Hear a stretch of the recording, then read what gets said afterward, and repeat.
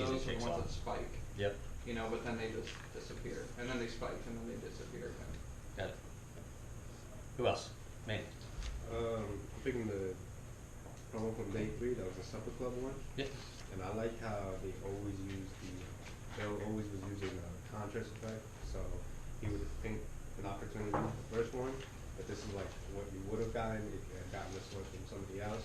But then he'd be like, however, if you would have got to us, then he thinks our solution, and it was just like contrast effect is 9 days. Like this one's like, but this one is like, oh shit, I want that one. So yeah, it's good. I like that. Scott. Same thing, Star Club. I've only heard Bill Byron speak like once in that intro video that everybody gets, half an hour or whatever. But it's the first word I read in that, so the last word, I heard his voice in my head. It's really weird, but it's just the whole thing was written orally. You hear every word he said. Cool. What else? Give us 2 more. Gerald. On the, it was the first promo, the venture capital Yep. firm, the power of exclusivity and real scarcity, as well as the invitation and the power of belonging. Got it. The one from yesterday, it was the emotional appeal that this guy made to, it was the food items, right? Yeah, 37 food items. Yeah, and so, you know, when I thought logically about it, I'm like, well, this guy spent a couple hours making up these reports, and but he justified it. He did such a great job of it. He knew exactly who his audience was. He knew who his Kurt was. And he made an emotional appeal to that guy 30 times in that thing. I thought was really effective. Sean, your Yeah. last one. Yeah, same promo. What I liked about it was at the end of it when he wrote out the FAQs, he was like, hey, so-and-so said, had a name, and then he had like the logos of NRA, this guy's, where NRA survived, and we backed this guy up, and Got it. that was extremely powerful. I mean, yeah. Go. You can kick it off if you want. So last week I gave you guys an assignment with these research docs to come up with your own big idea that you're going to pitch today. So I'm going to give you guys a chance to do that in a few seconds, but before I do that, I want to tell you about the what if technique, which is a way that we can all use to critique each other's ideas. So we're going to actually practice this when people give a pitch. Everyone has an idea on how to prove it. You can just shout it out, but we're going to, before we say anything about it, we're going to start off saying, what if, and then what our suggestion is. So the key behind that is not to make it a negative thing. It can't be, your idea sucks. It can't be your idea is boring. It can't, you can't cheat by putting what if in front of it. Like, what if your promo was less boring? You want to try to find a positive way to say what your critique is. So if you found it boring, you could say, what if you added this XYZ to your idea, and the implication then would be that obviously that would make it better or more exciting. So try to reframe it, try to be very specific in your critiques. The first 2 words you use are what if, and then some sort of positive suggestion. And we're going to practice that in a minute. So I don't know if we have any volunteers for anyone who wants to kick off first. First team of. Yeah, we'll do it. Yeah, he doesn't know, but we're going first. So you guys just come up here and try to keep it like 30 seconds. Yeah, we can do that.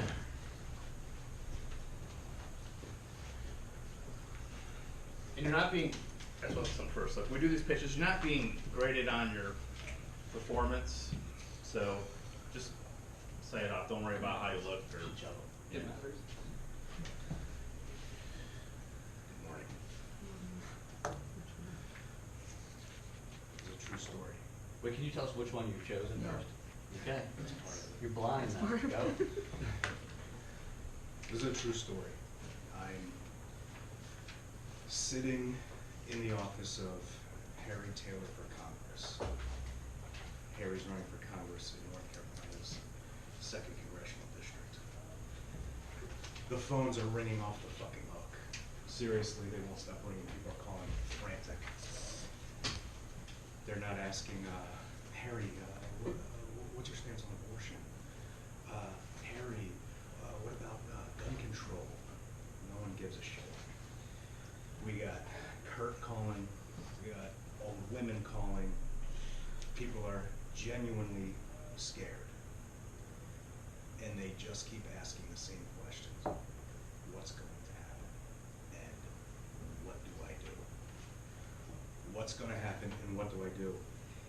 Institutions are collapsing. Right? Lehman Brothers, big names that you know, CNN, The Scroll, people are shitting their pants. People are realizing that the government lied to them. All these institutions lied to them. They did the right thing, and they still got fucked. And when they called and said, what's going to happen, and what do I do? We didn't know what the fuck to tell them. We didn't have an answer. I wish I had an answer for them. And if that were to happen now, what's going to happen, and what do I do? This is what I would tell them. They've stolen from Americans before and they're about to do it again. Imagine how your wife and kids will feel when they realize you couldn't protect them from the cash-grabbing, jackbooted government thugs. So do this with your money now. Where to hide your wealth so they can't find it.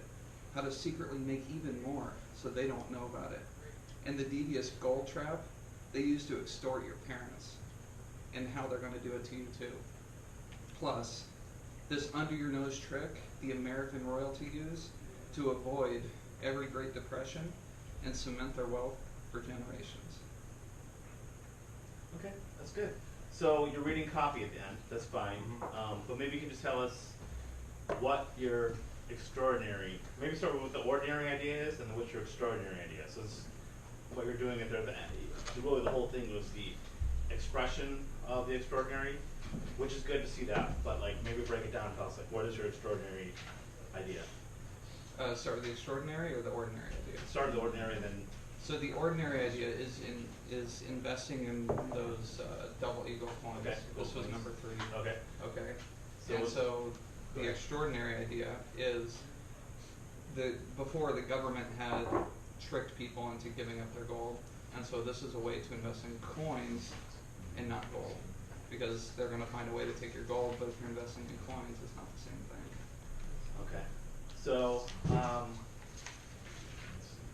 and I'm not going to use the what if technique because I'm just trying to teach everybody. What if this was better? No, because I just want to point out something. This is a common thing. This is why we're doing this, right? Like this is like the whole purpose of this exercise is what you pitched me for your extraordinary idea is pretty similar to the ordinary idea. And I think that the hard part about doing that is when you guys get to like page 3 of your copy, what are you going to talk about? Because at some point you're going to reveal that's gold coins, and you kind of try to pace them, lead them a little bit in the lead, but like what's beyond that? What are you going to tell them that? They're going to find out then like it's gold coins and be like, well, maybe I'm not interested in gold coins, or maybe it sounds like kind of a boring, ordinary idea. So when you do these things, you want to have your extraordinary idea as big as possible without even worrying about all the trappings of the expression of it, and the copy.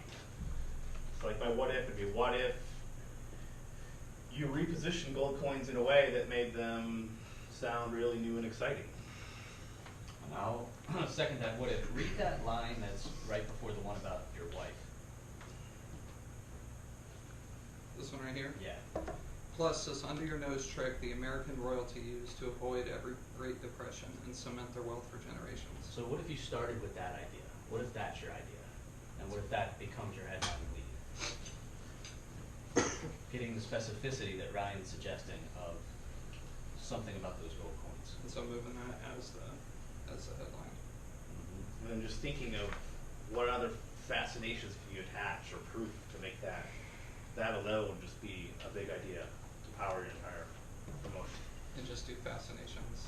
Well, that's just maybe how you develop it, but yeah, you should be able to just say it like in, like 2 or 3 sentences. The American royalty, whatever, is used by these people, and whatever things you could find that are really fascinating behind it. A lot of it's social proof, track record, authority levels, whatever we can add to it. Thanks, guys. Thank you. Yeah. Thanks. So what, Brandon, you wanna come up? So, You guys got a 3D? Manny was my Sort of. copy buddy, and he was kinda left with that copy buddy, he was Well, Manny. I'm copy buddies with him too now, so we're up to 2 times. Yeah. So we put our heads together and A came up menage with buddy. one.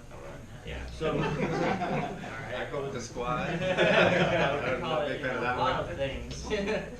Alright, so our ordinary idea was the same ordinary idea, yeah. And what we wanted to focus on to change it into an extraordinary idea was the same emotion that Rob was explaining. People are panicking, they wanna know what to do, they're nervous, they're uncertain of the next step in this trying time. So what we wanted to do was position our answer as the right answer, because everything else is going to shit. But not only will this actually protect you, it'll grow what you're trying to protect. So for our extraordinary idea, we have a single headline, and it's gonna read, all caps, now legal, $20 retirement safe haven. Once reserved for the wealthy elite and seized by the government, now it can safely grow your retirement by X%. Yeah, so that's good. The presentation of it. You don't even have to write it next time you use the headline. You could just say like, "That's our idea is the $20 safe haven that was previously banned." And